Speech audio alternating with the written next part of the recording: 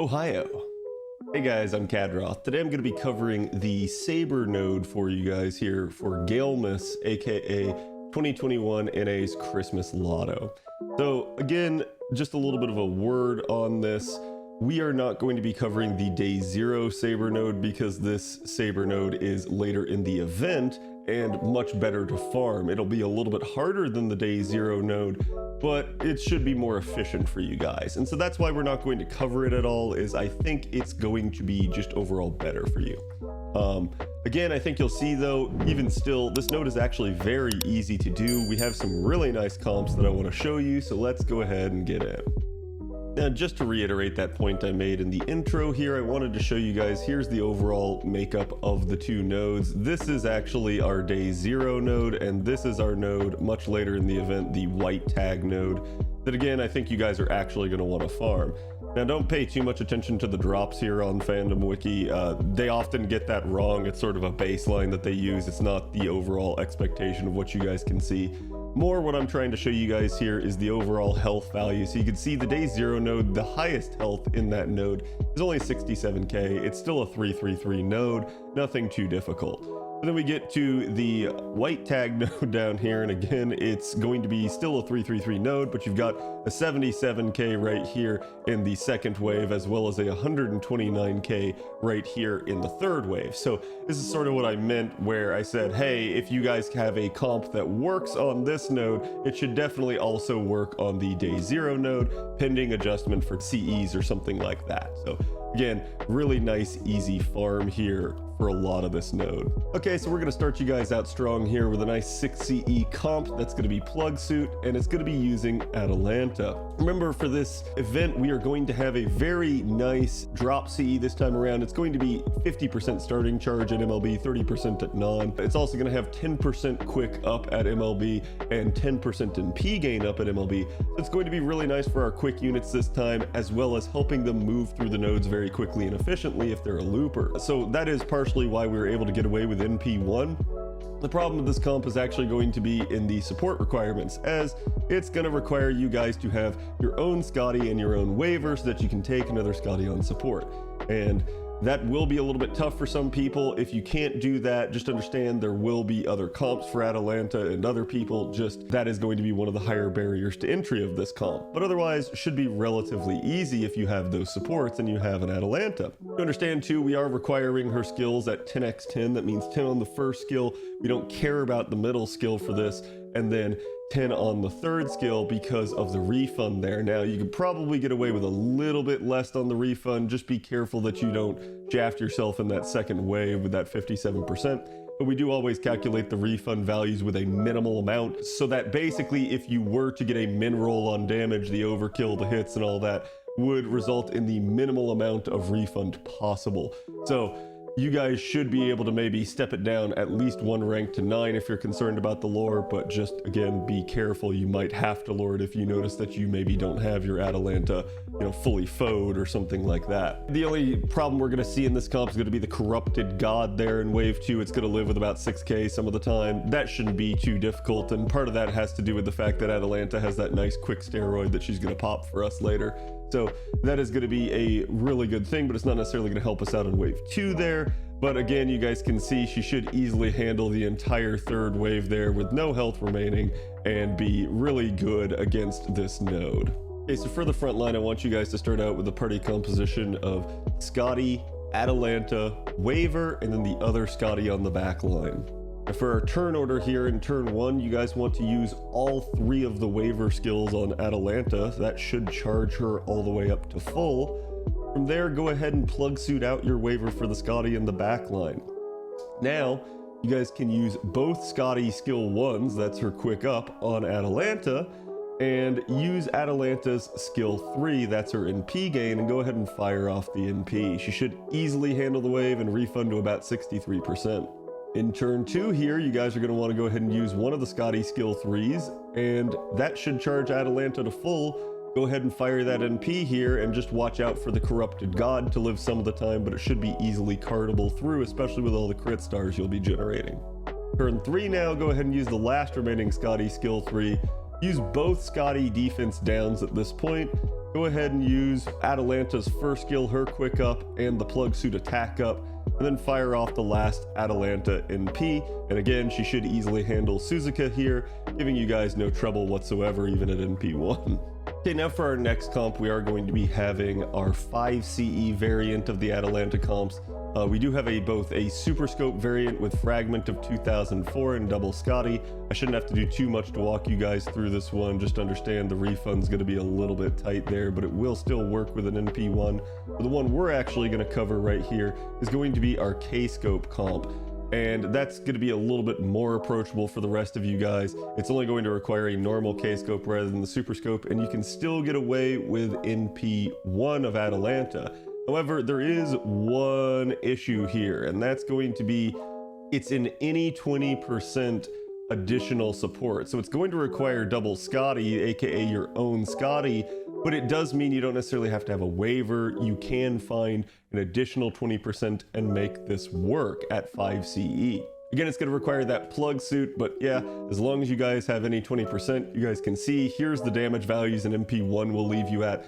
That's not altogether very pretty. Again, just understand Atalanta comp should be generating a lot of stars. So you should be able to crit stuff down. You guys can card count your way through this stuff. You guys can prioritize Atalanta quick cards to make sure that you're killing the Corrupted God and Suzuka there, and then maybe pop your defense downs and stuff on different waves depending. Also, keep in mind we did not calculate this with any extra damage added from a 20% charger. So if you guys do use someone like, say, an Aussie, or you do use someone, even that waiver were you to have him, but at that point you'd probably do the better comp, right? But you could do someone like Helena or something like that, and it would work very well for you guys and at least chip away at some of this damage being left there in these nodes. So just keep that in mind. Again, we did not actually calculate any sort of additional damage from a third support for this, so these numbers can obviously get better. So for your party composition here on this one, we're going to start you out with a front line of one of the Scotties, Atalanta, your 20% charger, and then the other Scotty. So for turn 1 here in the turn order, I want you guys to go ahead and start out by utilizing that 20% charger's charge on Atalanta. Use any damage dealing skills that they would have that could help her out on damage or refund, and then go ahead and Plugsuit that person out for this other Scotty on the back line. From there, this is going to mirror the other comp. Go ahead and use the Scotty skill 1s on Atalanta. Go ahead and use Atalanta's skill 3 at that point, and that should get her all the refund and damage that she needs. So fire off the NP and she'll easily handle the homunculuses in wave 1. From there in wave 2 now, go ahead and use one of the Scotty skill 3s on Atalanta. That should charge her back up to full, and fire off your NP again. She'll refund about 51% depending, but be careful here of the Corrupted God. Remember, you might have to card count depending on that third support that you're using, and it will live with about 25k at most, so be very careful there. Turn 3, you guys are going to utilize the last Scotty skill 3. Go ahead and use Scotty's defense downs at this point. Go ahead and use Atalanta's skill 1, that's her quick up for 1 turn.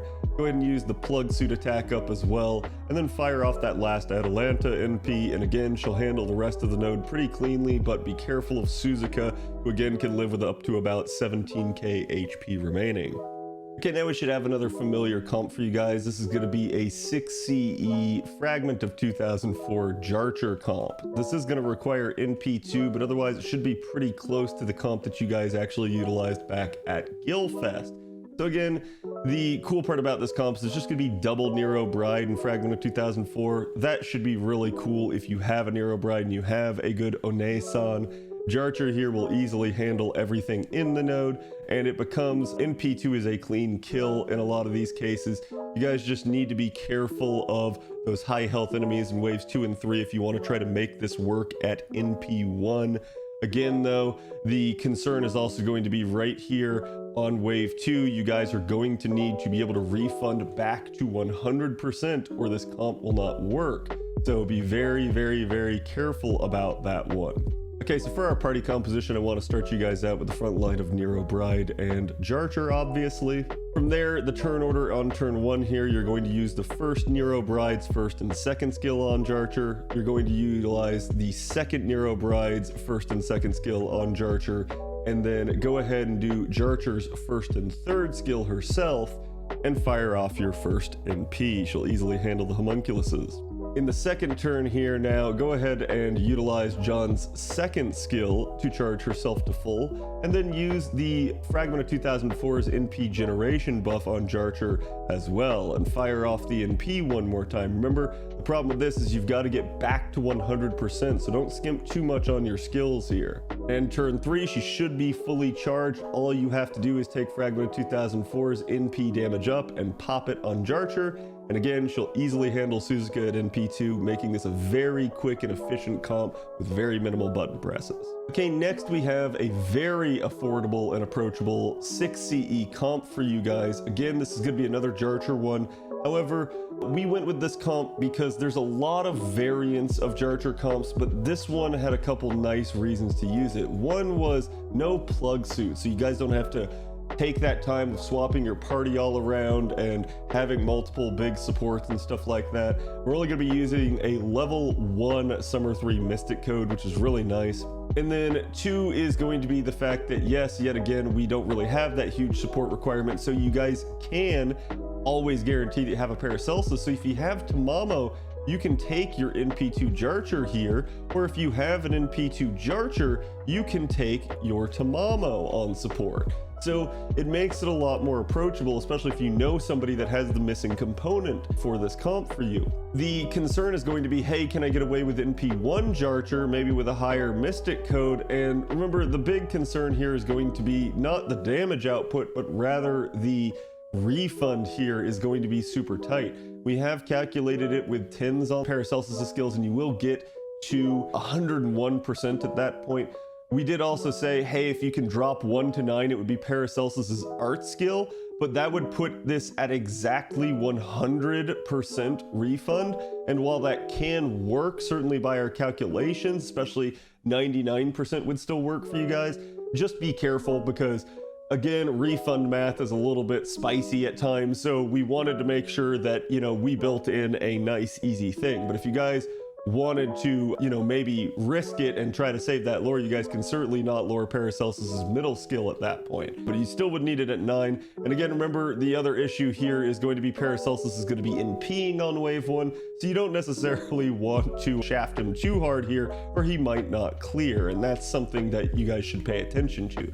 We are going to be utilizing only a normal drop CE on him, and that's another benefit of this comp. It's only going to require the 1 MLB drop CE for your Jarcher that you could take on support or put on there yourself. So this is going to make it nice and doable and affordable for those of you guys that maybe aren't doing as many boxes, maybe aren't having MLB drop Cs and stuff all the time. That's why I really like this comp for you guys. Okay, so for the party composition here, guys, obviously you're going to want to start out with a front line of Tamamo, Paracelsus, and Jarcher. However, I still wanted to talk a little bit about the skills here.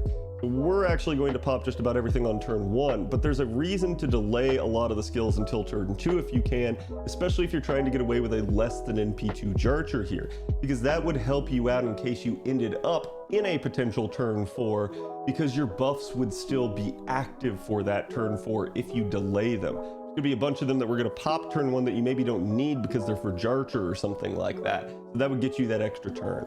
For our turn order now in turn 1, I want you guys to go ahead and utilize Tamamo's skill 1 and then put her skill 3 on Jarcher. Go ahead and pop all 3 of Jarcher's skills at this point, and then go ahead and pop all 3 of Paracelsus' skills. Just make sure you put the 3rd one on Jarcher herself. From there, go ahead and use the Mystic Code skill 3, the charge skill, on Jarcher, and she'll be charged to full as well here. Now handle the first wave with Paracelsus' NP and it should be easy. In turn 2, congrats, you have to do nothing, just go ahead and NP with Jarcher. And now in turn 3, go ahead and make sure that you pop the Summer 1 Mystic Code arts up and NP damage up on Jarcher and NP one last time. It's a really easy sort of brain dead comp for a lot of you guys. Okay, next up, guys, we're going to have what we call the usual suspects. Remember, this is a Saber node, so anytime you get a Saber node, the SSR archers are always going to kind of come get rotated in for the comps. as each one of them tends to have really nice AoE damage as well as niches as well as charge. So there's really some good comps for them here. We're only going to be utilizing an NP1 guild, but it's going to be a 6 CE Mage Association comp where basically you guys can get away with staggered supports, meaning that you could use double waver if you wanted, or if you manage to have both Waver and Scotty, you can actually instead take a support Gilgamesh if you needed to just kind of make the comp work. The problem that I can foresee with this comp is going to be the fact that it requires double MLB drop Cs, one for Arash and one for Gil in order to make the charge work, and that's also why we're doing mages, to get Gil that extra 20% charge that he would need in order to be able to NP twice. So ultimately, this is still going to be a really affordable comp. You guys can see there's really not too much here in the way of health remaining on the Corrupted God or Suzuka at the end. Should be easily handleable with some cards, especially given the fact that, remember, we end up having some nice damage bonus out of Gil and stuff like that. Okay, so for our party composition, I want you guys to start out with a front line of Arash, Waver, and Gil. Then in the back line, put your Scotty or other Waver.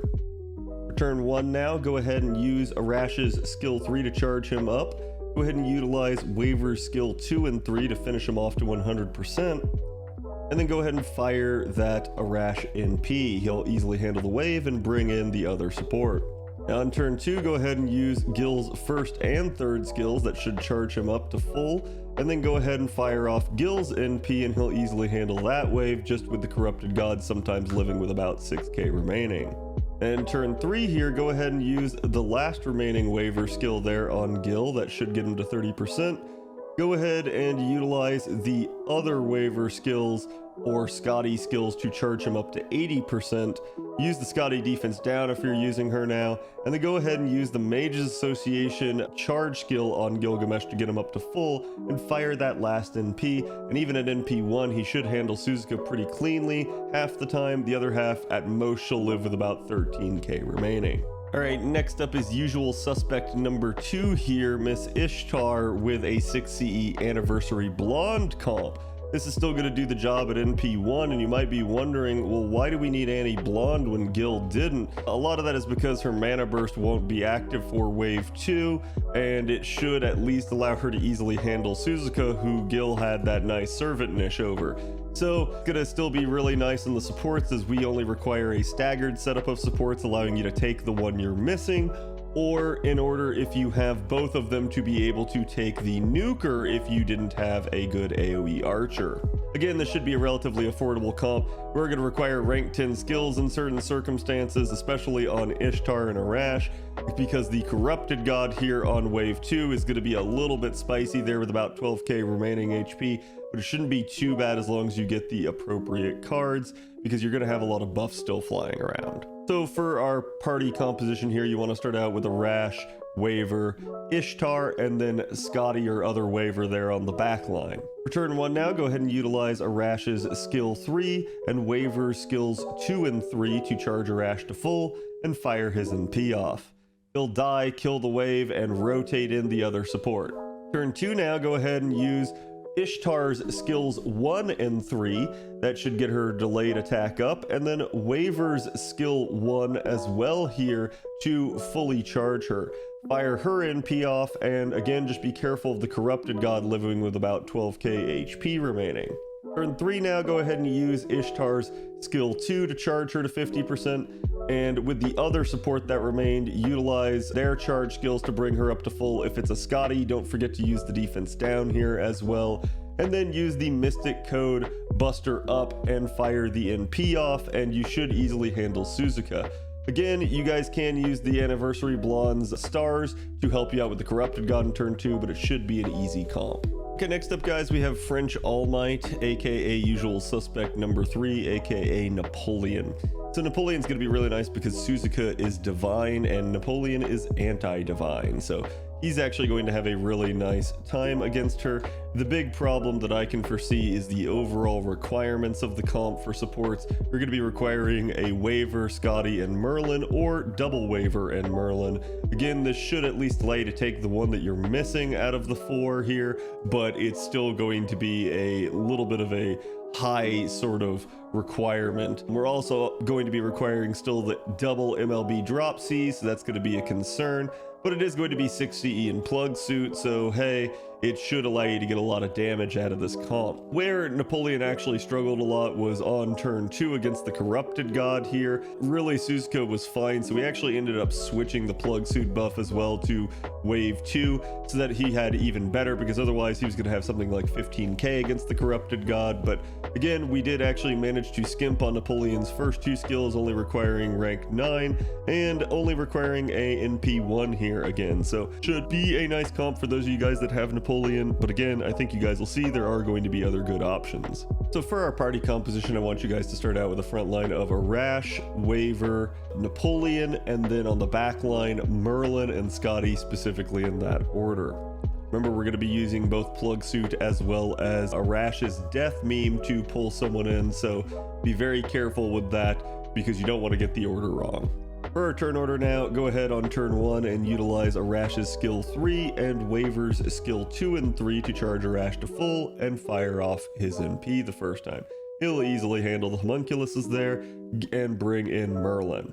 Now in turn 2, go ahead and use Waver's last remaining skill on Bropolion here, and go ahead and use Merlin's skill 3 on Napoleon, as well as Napoleon's skill 1 and the Plugsuit attack buff. From there, go ahead and fire off Napoleon's NP. He should handle the second wave pretty cleanly now, killing it, the Corrupted God, about 69% of the time, and at worst leaving it with 5k remaining. Now in turn 3 here, go ahead and Plugsuit out that now sort of dead Waver for Scotty. Go ahead and use her second and third skills on Napoleon there to charge him up. Go ahead and use Merlin's skill 1 and then Napoleon's skill 2 and 3 to charge him up to full and get him all the damage he needs, and fire that NP one last time, and he'll pretty easily handle Suzuka with, again, only 119 health remaining at most, so that's just going to be a pure min roll at that point. But there you go, nice easy comp. All right, next up is usual suspect number 4, Mr. Tesla. The problem with Tesla is while we can do 6E Annie Blonde, we are going to need an NP2. From the standpoint, if you guys remember, Tesla always has that NP damage up on his kit that can fail, and so we always calculate that with it failing in mind. You can probably get away with it as an NP1 if it succeeds, just we wanted to protect you against your comp falling apart, so the recommendation becomes NP2. The Corrupted God on the second wave, again, is going to give him a little bit of trouble, but otherwise Suzuka will be in his niche, and again, should be easily handleable. We are going to be using staggered supports again here with Scotty and Waver, though you can certainly use double Waver instead should you so choose. It just will probably change up the turn order that we're going to suggest to you. Again, we are only going to require rank 9 on his second skill, so that'll also help you guys out. But the good part about Tesla is he is a 50% charger, and you definitely want to have that Lord. It will help him kind of work through the nodes a little bit faster and get a little bit more out of his stuff. Another downside though, just like with the rest of the Buster comps that we've been showing you guys up to this point, is double MLB drop Cs, which could be a tough sort of go for you guys up to this point. However, being able to use Arash here on the first wave is definitely a nice thing, and again, with this being not that high health of enemy sabers, it should be doable for a lot of you guys.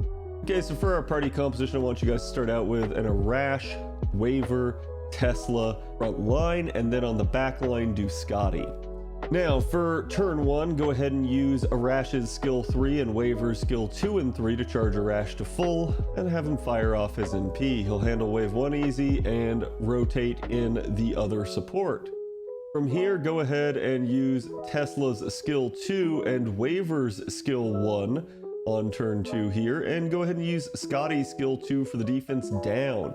That should allow him to handle wave 2 pretty cleanly, killing the Corrupted God 60% of the time, with it living at most 6k.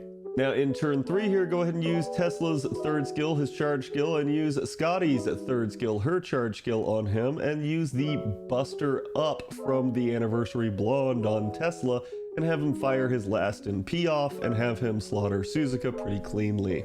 Next up here, guys, we're going to have a very affordable comp. This is still going to be 6 CE here, with Chen Gong sort of being our staple for the first 2 waves. Now, you guys have seen Gong is in the universal guide as well, but this one was particularly nice in the affordability of it, because remember, Gong has damage bonus in the event, and that definitely allows him to exceed normal expectations. But what sort of works here is the third skill that Gong has that gives the buster up to a target, and a lot of the AoE archers end up being busters. So this comp actually works with just about all of them. You guys can see on screen here, we have Assoc Behime archer. In case you guys were rolling for Musashi Berserker and you didn't quite get her, it's going to require an NP3.